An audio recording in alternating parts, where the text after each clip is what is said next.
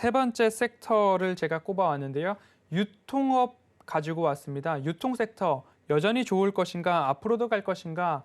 이마트를 제가 지난 20년 12월 24일, 21년도에 꼭 가지고 가고 싶은 기업 사선을 한번 뽑아봤는데요.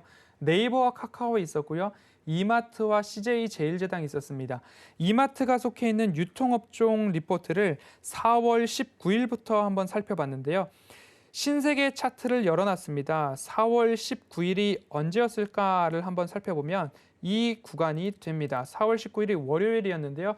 이 구간에서 신세계, 이마트, 제가 호텔신라 이렇게 한번 좀 말씀을 드려왔었습니다. 이러한 차트 조정이 일부 마무리가 됐다면 다시 한번 바닥에서도 올라올 수 있지 않을까라는 구간 말씀을 드렸습니다. 그리고 이 차트를 한번 살펴본다라고 한다면 되돌림 자리 그리고 매수 자리를 한번 방송에서 그나마 한번 꼽아볼 수 있었다라는 말씀 드리고 싶습니다. 차트상 우상향 차트 빨간색 동그라미로 이 구간들을 살펴본다면 리포트를 살펴보았던 4월 10 구간에도 여전히 매력적인 자리였다라는 말씀 한번 드리고 싶습니다. 다시 한번 리포트를 보면서 말씀을 드리겠습니다. 유통 섹터 21년도 1분기부터 실적 어라운드 될 것이다. 포스트 코로나를 준비할 때 제가 중요하게 보는 구간들이 몇몇 있었습니다. 예를 들자면 너무 먼 미래에 있는 실적을 앞당겨 와서 주가에 반영된 기업들은 포스트 코로나 기대감만을 가지고서 그 주가가 유지되지 않을 수 있습니다. 그렇기 때문에 1분기부터 실적이 턴 어라운드 되거나 늦어도 상반기에는 숫자상 확인이 되는 기업들부터 매수하셔도 늦지 않습니다라는 말씀을 드려왔죠. 그렇기 때문에 유통업 관련된 부분들은 이제 포스트 코로나의 수혜가 일어날 수 있기 때문에 한번 4월 19일 주간부터 가지고 와봤습니다. 유통업 하면 이렇게 좀 나눠볼 수 있을 것 같습니다. 백화점, 그리고 할인점, 대형마트, 편의점, 면세점까지 한번 살펴볼 수 있을 것 같은데요. 현재 백화점은 1분기부터 여전히 좋은 실적 전망들이 나오고 있습니다. 백화점 1분기 기존점 매출 성장률이라고 한다면 SSSG라는 약자를 쓰기도 합니다. 동일 매장 매출 증가율인데요. 신세계는 이미 30% 이상 상승한다라는 부분들 살펴봤고요.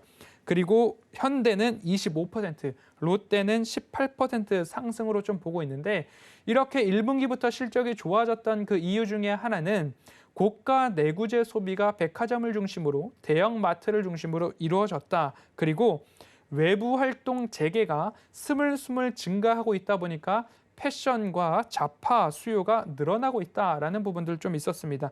그렇기 때문에 고가 내구재 소비가 이제 실적으로 반영이 되고 1분기부터 패션에 대한 부분들, 마스크를 썼지만 외부 활동이 증가되면서 화장품도 수요가 좋더라라는 부분들 참고해 보시면 좋을 것 같습니다.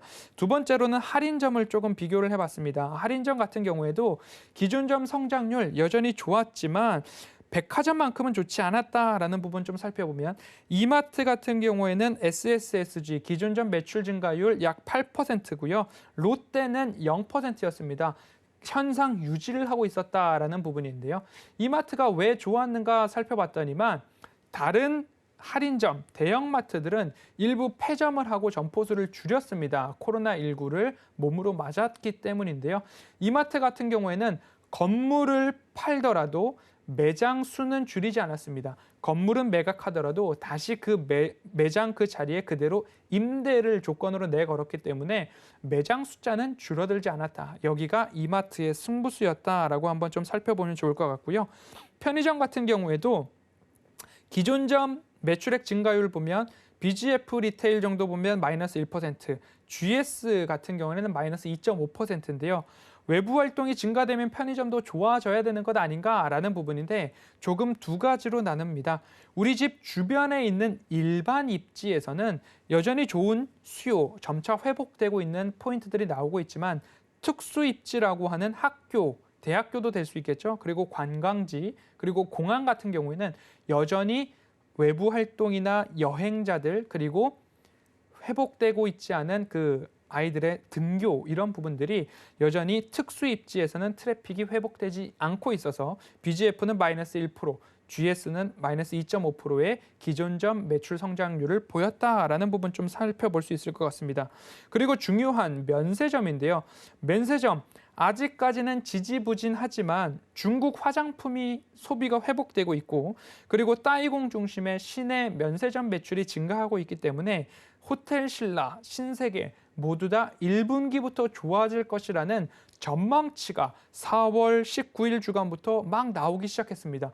원래는 면세점 관련된 부분들이 1분기에는 아직까지 영업이익 흑자 전환이 아니었습니다.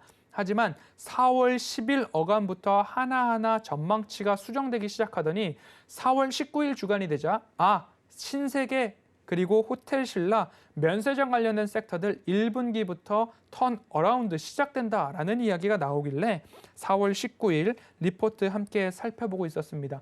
언제쯤 코로나19 여행 자유로운 해외여행이 시작될지는 모르겠지만 아직까지는 조금 답답한 그런 부분입니다. 하지만 백화점 중심으로 실적 개선이 되더라라는 이야기 말씀을 드렸고요. 신세계, 명품은 역시 신세계다라는 제목의 리포트 함께 살펴봤는데요. 이 부분도 마찬가지로 신세계 백화점뿐만 있는 것이 아니라 면세점 사업도 이루어가고 있죠.